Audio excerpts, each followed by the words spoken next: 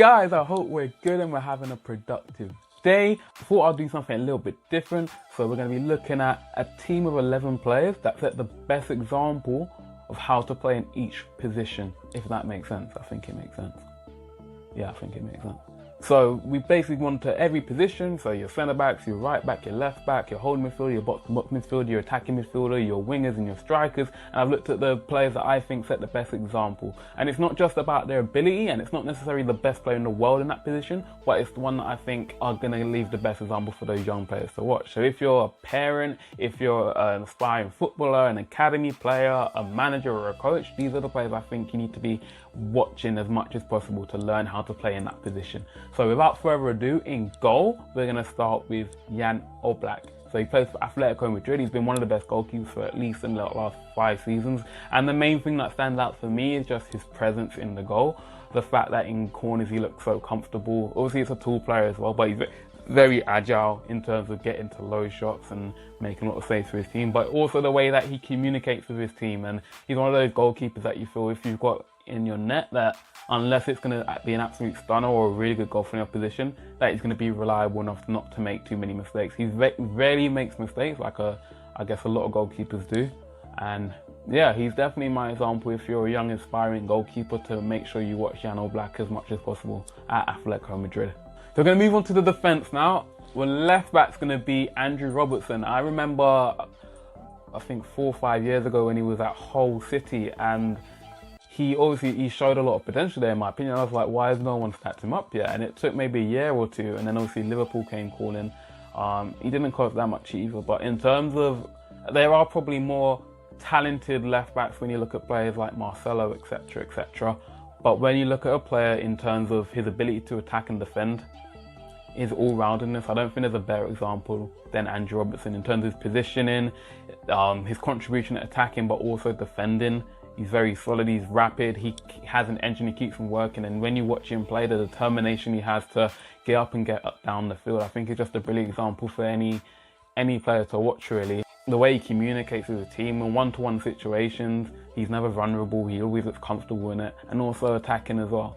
I wouldn't say he's not, there's probably better, as I said, there's better attacking fullbacks, but in terms of the all-rounded position of a fullback and what the fullback's role and responsibility is, I don't think there's a better example, so make sure you watch Andrew Robertson as well.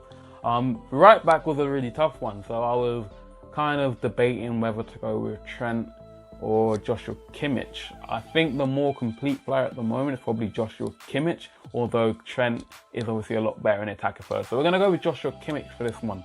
Joshua Kimmich is obviously a young player, he plays in a variety of positions. He doesn't often play right back anymore, but he used to a lot. And I think when you actually watch Kimmich play, it's just, again, someone that's able to contribute attacking defensively, knows the position really well, understands where to be on the pitch, has the composure on the ball, reads the game really well as well in terms of knowing what to do, always being a step ahead of the attacker or the defender that he's after. Not the fastest player, not even the strongest player either, but it's just someone that reads the game so well. And if you can understand the game to a level of Joshua Kimmich, you're going to get very, very far in football. As I said, he's similar to, I guess, Philipp Lahm, his predecessor, someone that's able to play in multiple positions as well. So make sure if you get a chance, you watch Joshua Kimmich at right back. Centre backs I'm going to go for. Now, there's a lot of different centre backs, to be fair, in the world that are doing a very good job at the moment. But one that I watch quite a lot of, I think, obviously because I'm in England as well, he is well rated, but I think he's still slightly underrated, is Aymeric Laporte. Obviously his injury kind of slowed down his progress and our ability to be able to watch him, but when you actually watch him play, the composure he shows on the ball, the way he reads the game, he's rarely ever slide tackles, and that's normally a really good sign of a defender. I know a lot of people think, you know, when a defender's making 10, 12, 15 slide tackles of the game, it's a good thing he's helping his team, but it's the players that are reading the game and the players that are, you know, anticipating the danger that don't need to make slide tackles because they're there a split second quicker, so they don't never need to put themselves in that situation. Obviously a slide tackle is a risky move, so if players can stay on the feet, it's a lot better. And Aymeric Laporte's a perfect example of that. Someone that never kind of gets physically dominated, and someone that just looks super composed. He doesn't seem like the loudest player or anything, but he just leads by example.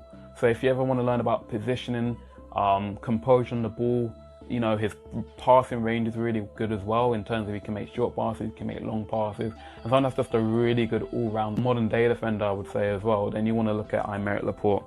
I think it's hard not to go with obviously Virgil van Dijk is probably the best mid defender in the world at the moment. Like a Rolls Royce of a defender, someone that reads the injury really well, has that recovery speed, very comfortable on the ball, but it's the way that I feel he almost commands, a lot from his team. He's always kind of doing the hand gestures to try and get his players to go in different positions and be creative and stuff like that. And you can obviously see the difference he's made in that Liverpool team when you look at where Liverpool are at the moment. So I don't think I have to even say you need to be watching Virgil van Dijk if you're a centre-back, because he's the best example of it in the world right now.